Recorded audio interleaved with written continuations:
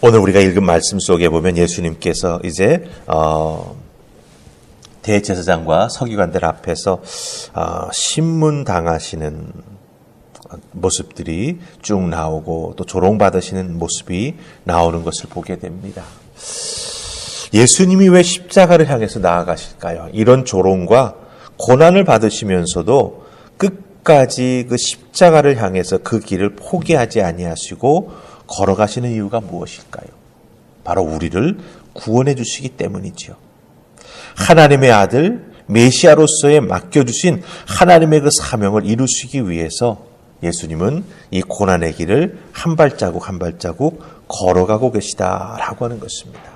여러분 사실 생각해 보세요.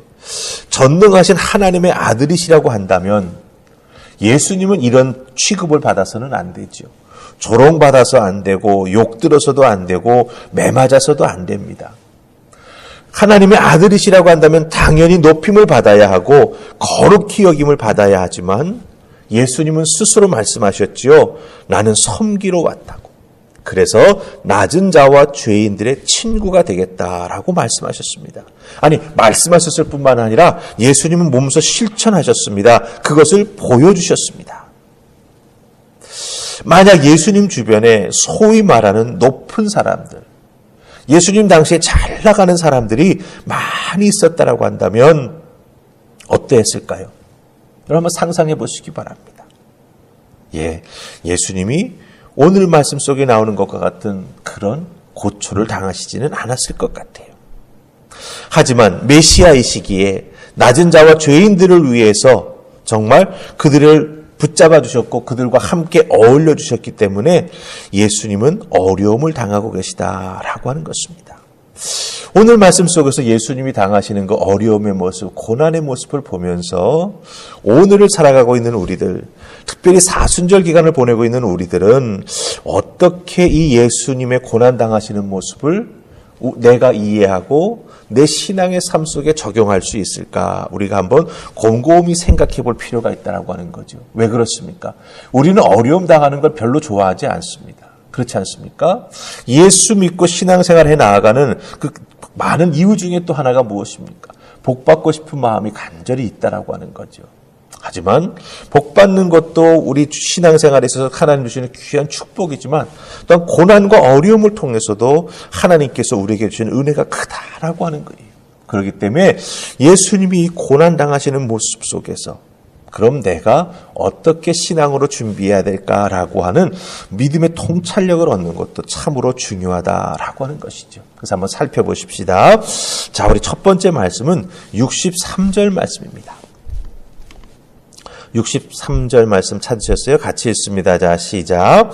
지키는 사람들이 예수를 희롱하고 때리며. 아멘. 예수님을 희롱하고 예수님을 때렸습니다. 누구가? 예수님을 지키는 사람들. 다른 말로 말하자면 대제사장과 바리새인과 서기관들이 이렇게 시켜서 지키고 있는 자들이죠. 그런데 이들이 예수님을 조롱하고 때리고 있습니다. 특별히 희롱한다라고 하는 말은 무슨 뜻을 담고 있냐면 상대방을 가지고 논다라고 하는 거예요. 사람이 사람을 자기의 놀이의 대상으로 삼고 그 사람이 어떤 생각을 하든 어떤 모욕을 당하든 어떤 육체적인 고통을 당하든 정신적 고통을 당하든 그것은 생각하지 아니하고 그 인격을 가진 사람을 자기 자신의 놀이의 도구로 삼고 놀면서 거기에서 기쁨을 얻는 것, 그게 바로 이 희롱하다라고 하는 단어의 뜻입니다. 우리들도 누군가가 나를 희롱하면 기분이 나쁘지요. 때로는 며칠씩 잠을 설치면서 막 화가 나기도 하고 힘들어합니다.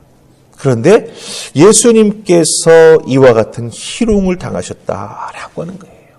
하나님의 아들 예수 그리스도를 이렇게 사람들이 자기의 기쁨을 얻기 위해서 예수님을 가지고 놀았다라고 하는 것입니다.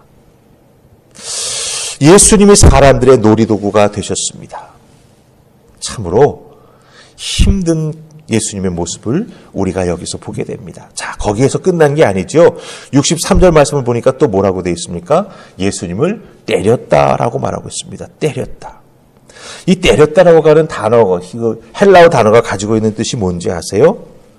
가죽이 벗겨질 정도로 심하게 매질하다라고 하는 뜻이에요.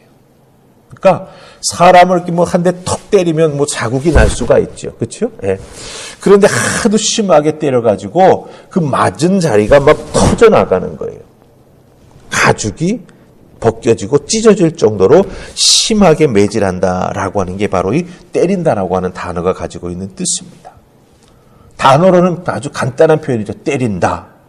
하지만 이 단어가 가지고 있는 속뜻은 가죽이 벗겨질 정도로 심하게 때리는 거예요. 그러니 예수님이 얼마나 많은 육체적 고통을 당하셨을까라고 하는 것을 우리가 여기에서 미루어 짐작할 수 있다라고 하는 거예요. 희롱당하시고 또한 육체적으로는 맞아서 이 막 몸에 피가 낭자하게 흐르기 시작했다라고 하는 것입니다. 자, 여기서만 끝났을까요? 아닙니다. 65절 말씀 우리 보십시다. 65절이죠. 자, 우리 같이 읽습니다. 자, 시작. 이 외에도 많은 말로 욕하더라. 아멘. 희롱하고 때리고 그 다음에 한 단계 더 나갔습니다. 무엇입니까? 바로 욕을 예수님께 퍼부었습니다. 이 욕하다라고 하는 말의 헬라어 의미는 뭐냐 하면 이 명예를 훼손하다. 언어 폭력을 가해가지고 그 사람의 자존심을 무너뜨리는 거예요. 자존심. 그래도 내가 사람인데, 그렇죠? 예. 근데 그 사람인데라고 하는 것마저도 말로써 밟아 무너뜨리고 있다라고 하는 거예요. 모욕하고 상처 주고. 잘 보세요. 육체적 폭력에 이어서, 그렇죠? 그 다음에 정신적 폭력까지도 예수님에게 가하고 있다라고 하는 거예요. 온몸이 두드러 맞아가지고 아프고 힘든데 이제는 정신적, 감정적 폭력을 가해가지고 예수님을 완전히 무너뜨리려고 하는 이런 모습을 우리가 여기서 발견하게 된다라고 하는 것입니다. 어떻게 하나님의 아들이신 예수님께 이렇게 할 수 있을까 하는 생각이 들죠. 근데 이런 생각이 든다라고 하는 것은요, 거꾸로 뒤집어 보면 우리가 예수님을 믿는 그리스도인이기 때문에 그렇습니다. 예수님을 신성모독으로 몰아가서 예수님을 죽여야겠다라고 생각했던 사람들에게는 예수님이 하나님의 아들이라고 하는 것이 전혀 귀에 들리지도 않는 거예요. 눈에 보이지도 않는 거예요. 오히려 예수님께서 자기 입술로 내가 하나님의 아들이다 이렇게 말해주기만을 바라면서 예수님께 이런 희롱과 폭력과 정신적인 폭력까지도 행하고 있다라고 하는 것이죠. 세상은 적이라고 딱 규정을 하면은 수단과 방법을 가리지 않고 그 적을 무너뜨리려고 합니다. 물론 우리가 사는 세상, 그리스도인 우리를 적이라고 규정하지는 않습니다. 하지만 예수님을 믿는 우리들이 예수님 당한 것과 같은 희롱과 매맞음과 욕설을 듣는 것은 아닐지 모르지만 사실 우리가 예수 그리스도를 믿는 그리스도인이기에 세상 사람들의 눈에는 주일날 주회전에 나아가 예배하며 세상 사람들과 다르게 살아가는 그 모습으로 인해서 우리들도 조롱받을 수 있고 때로는 손가락질 받을 수 있다라고 하는 거예요. 그와 같은 우리들의 모습, 그와 같이 우리가 당할 수 있다라고 하는 표현이 오늘 말씀 속에 보면은요, 64절 보시기 바랍니다. 우리가 64절은 빼놓고 읽었죠. 거기 보면은 예수님을 지키면서 희롱하는 사람들이 뭐라고 말합니까? 선지자 노릇하라라고 하는 표현이 나와요. 선지자 노릇. 예. 무슨 말씀인지 아시죠? 예. 오늘날 우리 그리스도인들에게 세상 사람들이 너 예수 믿어? 그래? 그럼 너 예수 노릇 좀 해봐. 이렇게 말할 수 있다라고 하는. 이게 뭐예요? 존경의 의미입니까? 아니죠. 조롱의 의미입니다. 예. 선지자 노릇 해봐. 너 예수처럼 해봐. 이런 소리를 우리가 들을 수 있다라고 하는 것이죠. 우리가 이런 소리를 들을까 봐 두려워서 우리의 신앙생활이 위축되어서는 안 됩니다. 오히려 예수님을 믿는 신실한 그리스도인들답게 세상 앞에 당당히 서서 주님의 구원을 전하며 주님의 사랑을 나타내 보여주며 특별히 어렵고 힘든 순간을 이겨나아갈 수 있도록 우리들은 정말 담대한 믿음으로 살아가는 하나님의 자녀가 되어야 한다라고 하는 것입니다. 옛날처럼 우리가 편안하게 신앙생활을 할 수 있는 그런 시대는 점점 사라지는 것 같습니다.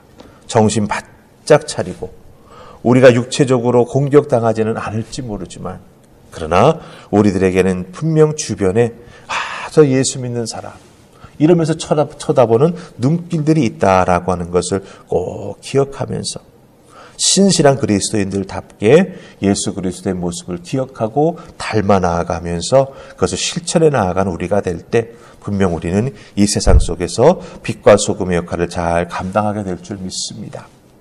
내가 어떻게 믿고 살아가느냐라고 하는 것이 참으로 중요한 때입니다. 기억하십시다. 주님은 그 고난을 감당해 나아가셨습니다. 우리들도 이겨낼 수 있으리라 믿습니다. 담대한 믿음으로 기도하며 말씀 통해서 힘없는 여러분들 될 때 오늘 주어진 나의 삶의 자리에서도 너 예수처럼 해봐. 선지자 노릇해봐. 너 성경 말씀 잘 알지? 그대로 살아봐. 오히려 아멘 하면서 담대하게 믿음으로 살아가는 여러분들 되시기를 주님의 이름으로 축복합니다. 아멘. 우리 기도하십시다. 좋으신 하나님, 우리가 살아가는 이 세상이 참으로 갈수록 어렵고 힘들어집니다. 그냥 경제적으로 어렵고 살아가는 삶의 자리가 팍팍해지는 그것이 어려움의 원인이 아닙니다. 예수 그리스도를 믿는다고 신실한 신앙을 가지고 살아간다고 세상 사람들은 우리들을 다른 눈으로 쳐다봅니다.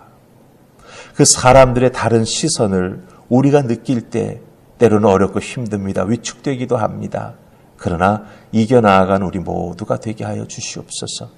주님이 먼저 그 길을 걸어가셨음을 기억하게 하시고 우리들의 믿음의 선배들이 그 길을 인내함으로 걸어갔음을 기억하게 하시고 오늘 주어진 우리들의 삶의 자리에서 절대로 예수 그리스도를 믿는 그것 때문에 조롱당하고 때로는 어려움 당한다 할지라도 뒤로 물러서거나 또 우리들의 신앙을 감추는 어리석은 자들 되지 않도록 주여 도와주시옵소서. 오늘 주어진 나의 삶의 자리에서 예수 그리스도의 향기를 온전히 나타내고 증거하는 우리가 되기를 소원하옵고 예수님 이름으로 기도하옵나이다. 아멘.